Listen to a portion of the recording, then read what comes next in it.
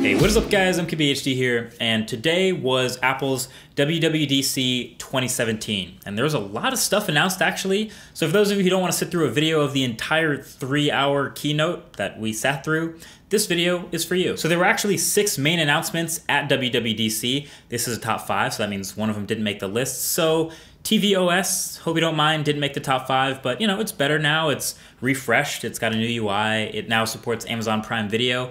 But yeah, that's about it. So it didn't make the top 5, but now you know about it. All right, so the number 5 announcement is the new watchOS 4 for the Apple Watch. Now, I'm not a big smartwatch person, and I don't wear a smartwatch that often, but if you do, you will notice that there are quite a few little improvements to the Apple Watch. They added some watch faces, so a kaleidoscope watch face, which is fun, a Toy Story couple of watch faces, and also now a Siri watch face, which shows a bunch of new information. And there's some other minor stuff like being able to send data back and forth between compatible gym equipment and your watch.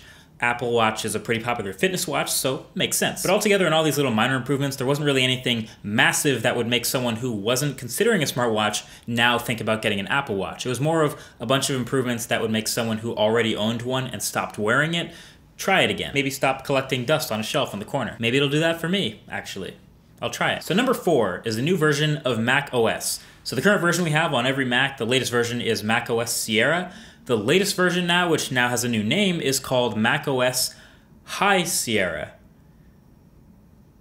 That's it. There's no joke. It's just, that's the new name. I guess the reasoning is it's supposed to be an improvement on Sierra, like a perfection of all these little new features that make it great. So it's High Sierra. I don't know. Just ignore the name. But again, the idea here is the same. It's a refinement. It has a bunch of minor improvements. Things like Safari now auto blocks those annoying autoplay video ads. It now also has intelligent ad tracking prevention to help you stop seeing the same ads over and over all over the web.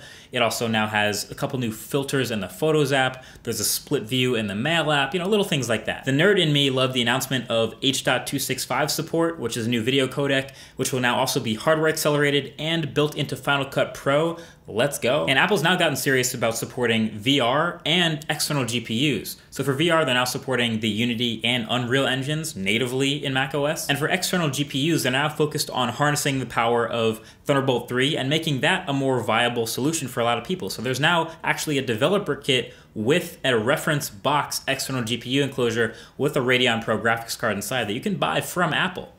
I kind of want to get it. Either way, that's macOS High Sierra. That's the real name. Public beta coming in late June, and then free upgrade for all Mac users coming in the fall. Now, number 3, HomePod. Now, this was the announcement that was probably the most hyped coming into this event. We knew like a tiny bit of what might be shown, but there's a whole lot more that just got revealed, and it was a bit of a surprise. So the HomePod is this balloon-sized, like small toaster-sized hi-fi speaker that also has some assistant features built in on top. Side note, I personally don't think HomePod is that good of an idea for a name. I would have gone with something probably more like Apple Home or Siri Home or Siri Speakers or whatever, something like that. But you know, iPod branding is still strong, and it is a speaker first, so they went with HomePod. So this thing has 7 tweeters, these horns all the way around the circumference, around the base, so omnidirectional audio there, and then a 4-inch woofer firing upwards. And Apple spent a lot of time hyping and talking about how good this thing is gonna sound. It is definitely a premium hi-fi speaker first. It's gonna have some smart features that can detect wherever you put it. If it's near a wall, it'll know to bounce certain sounds off of that wall and spread out certain other sounds away from the wall. It's supposed to be an extremely smart speaker, and they spent a lot of time with that on stage. Now, you couldn't really listen to it that well in the demo area, but I did get to listen to one in a quiet area, and I actually compared it to an Amazon Alexa and a Sonos speaker, and I can tell you for sure it sounded a lot better than the Amazon Alexa speaker. And it sounded decently better than the Sonos too. It has a lot of bass, obviously, that the smaller speakers are lacking, and plenty of highs too, but what struck me was the mids were actually really full and rounded and legible where they weren't in the Sonos. Obviously the Alexa was not very good at all. So I gotta get one at home, obviously, and listen to it with my own music and my own sounds and figure out if it's worth it in that category. But assuming the Siri functionality on top of it actually works well, where you know you can use voice controls to listen to music and ask it questions about the music and ask it for the weather and for your calendar appointments, and hopefully it's gotten better since that comparison I did with it versus Google Now. Assuming all of that stuff is true, then it looks like it'll be a pretty decent product. It's supposed to come out for $349 in December. So it's got some time before that comes out and before it's actually a finalized product, but that gives it time to get good, and we'll be able to see if it's actually worth that price. $349 sounds like a lot, but when compared to other high-end speakers, that's right in line, and hopefully it does more things. And hopefully also by December, that gives us time to know what we can do with it. Like right now, they advertise it as just like a Siri and Apple Music box. But what if I don't use Siri or Apple? What if I use Google and Google Play Music or Spotify or SoundCloud or any of those things? Will it work as just a Bluetooth speaker? I don't know. That's to be seen. All right, so number 2 is iOS 11. And this got a lot of little features added to it, and then a surprisingly big visual refresh. They didn't even talk about it that much, but it's a lot flatter and more colorful now, but it's clean. It's clean. So the new features include things like iMessage in iCloud. So now when you switch between phones, it'll also bring all your iMessages across. You can Apple Pay between people. So now if you want to pay someone who also has an iPhone, you can use Apple Pay inside iMessage to pay them. So that kind of makes it tough on things like Venmo and PayPal if this catches on. There's H.265 video support again, and there's also now a high efficiency image format, which will supposedly take a lot less space on your phone with all the photos you take. And there's new image processing to make better quality photos from the camera. And Siri got a new voice. It's a little bit smoother, and there's also a male version too. Here's the forecast for the next 10 days. Sunny, sunny, and sunny. I love machine learning, especially since I'm a machine learning. And the control center is redesigned. Now this definitely looked a little bit odd to me at first, and I didn't like it right off the bat. But it's definitely going to take some getting used to, and I think this is one of the things we're going to have to get used to, because iOS Control Center right now on the iPhone is a little bit finicky already. So it looks to be an improvement to that. Even if it's not pretty, it responds to 3D touch. It's now no longer paginated, so all your controls are at your fingertips, and it appears to have more controls than you did before. So hopefully this is something that I can get used to, even though it's not the prettiest thing. There's also some improvements to other first-party apps like Apple Photos, and to Apple Maps. It's got things like lane guidance now, which is long overdue. But why I really like iOS 11 and why it's so high on my list at number 2 is because of what it did for iPads. For the longest time, the biggest weakness of iPads for me was for how much they claimed to be able to replace a PC and be a primary machine for so many people.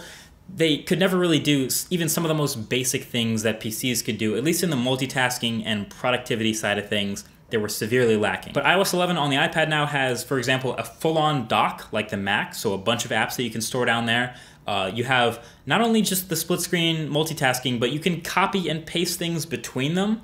You now have a full Files app, so you have access to the file system on the iPad. There's a new scanning feature in the Notes app where if you take notes with the Apple Pencil, it will actually be able to scan that as text and recognize all your handwriting and then be able to archive and search through that with Spotlight, which is amazing. And Craig on stage went through all this stuff and even more insanely fast. I could barely keep up. I was scribbling it all down. But bottom line was it actually made me reconsider how I think about the iPad as possibly really being a first computer or a primary device for a larger number of people. That's obviously going to be its own full deep dive. I have to get my hands on the new iPad, and that's definitely going to be its own separate video. Plus, possibly the most underrated announcement from all of today's stuff, and no one seems to be talking about it as much as they should, is that the new iPads, the new iPad Pro came out, 10.5-inch display, slightly slimmer bezels, but it has a display that refreshes at 120 hertz, 60 frames per second, constant, every animation, and you notice it. Like they casually dropped it on stage like, oh, it will dynamically switch between refresh rates, lower refresh rates for slower tasks like reading, but also higher refresh rates. And you normally go up to 60 hertz on most displays, but this will be 120 hertz, not just for gaming, but for like all the swiping through the UI and swiping through pages and typing and drawing with the Apple Pencil. It's extremely responsive. It's like butter. It's like water, like pulling your hand across the UI. It's hard for me to show because this is all 30 frames per second video, but trust me when I say it's very different and people should be pretty excited about that. So that takes us to number 1, the highest profile new announcement from today's WWDC, which is new Macs and the new iMac Pro. So there were hardware refreshes announced throughout all of Apple's lineup. You got new MacBooks, new MacBook Pros, new iMacs. There's now also a baseline $1399 4K iMac and a new baseline $1399 MacBook Pro 13-inch. And all the iMacs now have brighter displays, 500 nits standard, which is great. Now has Fusion drives by default, which is meh, but they also now have the SSD option is faster and can go up to 2 terabytes, so I highly recommend that. And they're all running Kaby Lake Intel chips on the latest gen AMD Radeon Pro graphics cards.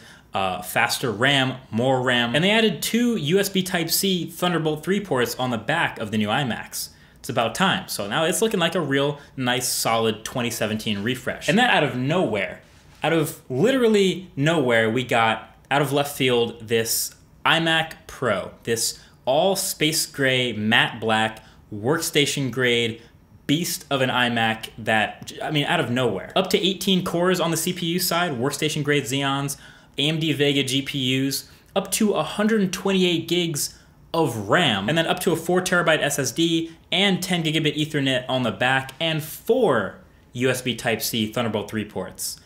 Where did this come from? It even comes with a brand new exclusive space gray Apple wireless keyboard with the number pad, a space gray trackpad, and a dark gray Magic Mouse, all for this workhorse of an iMac with a 5K display. So I got to look at it, I got to admire it, I got to even touch it.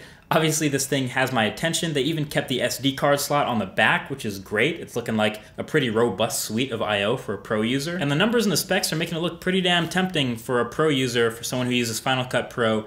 This seems like a machine that would crush Final Cut Pro. But the more I think about it, it actually seems like this is a really elaborate trap set by like Johnny Ive, preying on content creators whose Mac Pros are on their last breaths. This thing's gonna be starting at $5,000 in December, so it's not like you can get one right now. You actually have to wait a little time or pre-order and get one in a couple months. But if you think about it, who on earth is in the market for a super high-end all-in-one with workstation grade parts that's totally not upgradable but is a total beast? See what I'm saying? It's two completely different things. You can't upgrade the RAM, CPU, drives, GPU, any of the things in this computer, but it's gonna be an absolute monster. People who are buying multi-$1,000 workstation grade computers like this don't buy iMacs unless you paint them space gray. I don't know, maybe I'm not learning my lesson from the 2013 Trash Can Mac Pro, but I really want an iMac Pro. This thing looks absolutely sick.